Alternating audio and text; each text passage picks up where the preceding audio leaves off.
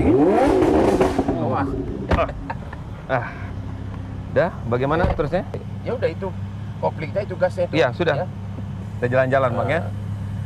Oke, ini rasanya. Apa sih Bang nikmatnya yang Abang rasakan bedanya dengan membawa mobil lain ketika membawa? Karena mobil ini kan namanya juga mobil sport car, mobil untuk ngebut. Tapi Abang tidak menggunakannya untuk ngebut. Ya memang karena paling kalau sekali-sekali kalau misalnya kita ke keluar kota baru di jalan tol lah gitu loh. Ya, gitu ya. Ini gasnya Abang pernah sampai top speed berapa nih Bang?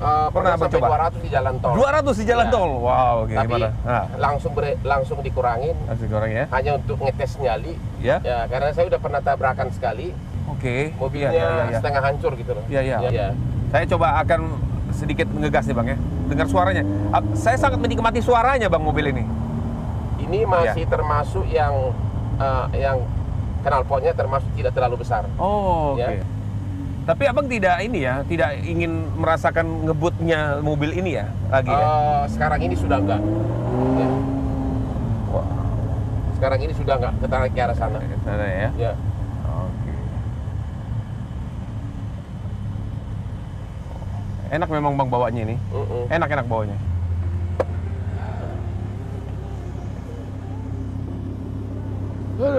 Wah.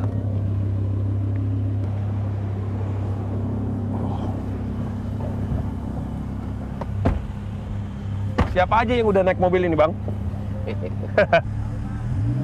Oh.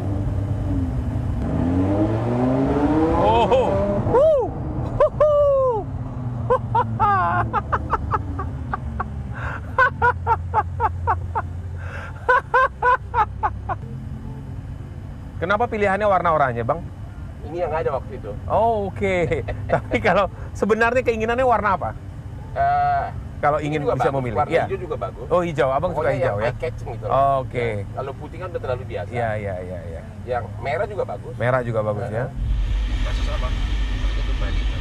Oh, Bali.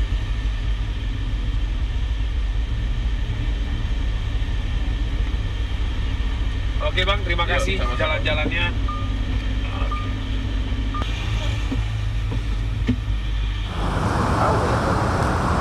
Makasih ya, Bang. Ya, sama. Ya, terima kasih ya. Sudah, Aku atur kita ketemu lagi nanti. Oke, Ya. Bang. Kita tinggalkan seputar mobil. Ya.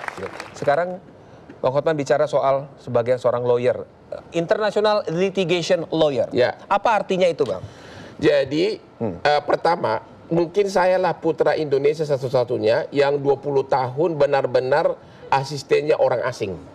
Saya 20 tahun jadi budak asing dong. Ya asisten lah, karena lawyer itu walaupun lu 5 profesor tanpa jam terbang yang tinggi, you nggak bisa. Saya 10 tahun jadi asistennya berbagai pengacara bule. 4 tahun saya asisten di Sydney di kantor pengacara yang pengacaranya 700 orang. Oke, itu bermakna apa? Meaningnya artinya dengan itu apa? Bahwa untuk jadi lawyer hebat itu harus gara-gara jam terbang pengalaman yang sangat tinggi. Oke. Terutama jam terbang. Apalagi kalau bisnis internasional, bahasa hukum itu total beda. Ya, benar-benar has to be jam terbang yang tinggi. Oke, Bang, ya. Itu bicara soal itu. Ya. Untuk penghasilan Abang, Bang ya.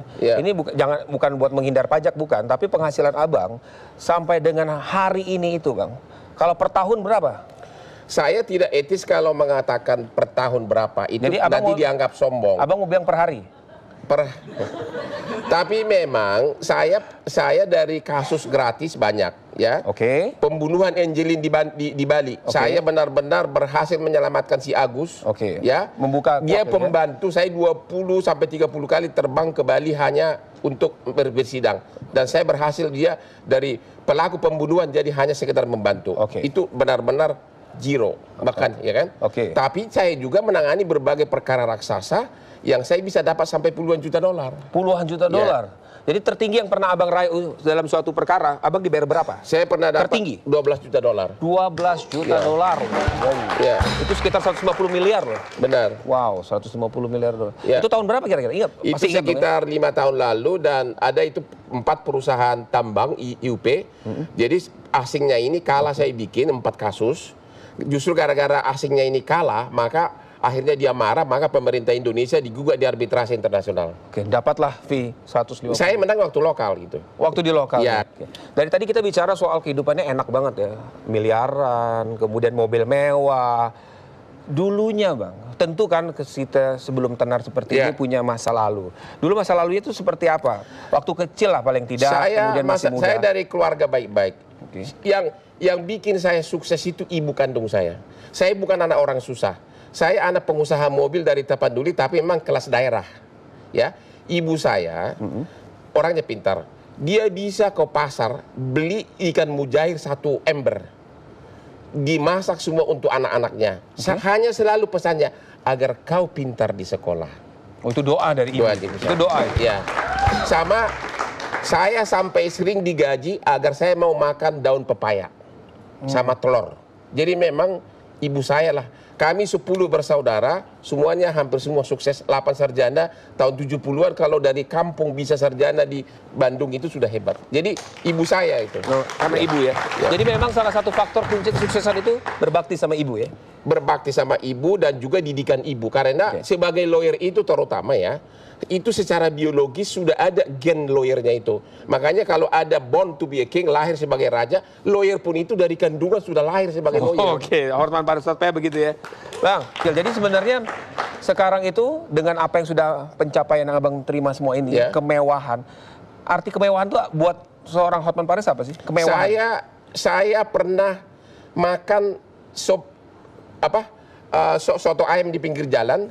Ternyata saya makan di atas Lamborghini. Ternyata di samping saya petugas cleaning service juga makan sama nikmatnya. Jadi bagi saya kemewahan itu adalah kepuasan diri kita berprestasi. Kalau harta itu ada batasnya, nggak dibawa mati. Buktinya tadi cleaning service makan soto ayam di pinggir jalan, nikmatnya sama dengan saya. Jadi bagi saya arti kemewahan adalah apabila saya tetap berkarya, berhasil, dan saya 3 anak saya pingin 3 anak saya yang sudah lulus dari Fakultas Hukum di London semuanya, saya ingin dia menjadi top lawyer one day. Oke. Lebih top dari bapaknya lah ya? Lebih top dari bapaknya, ya. Bicara lagi Hotman Paris ini identik juga dengan wanita di sekelilingnya. Oh iya, itu benar. Ini pede. Ya.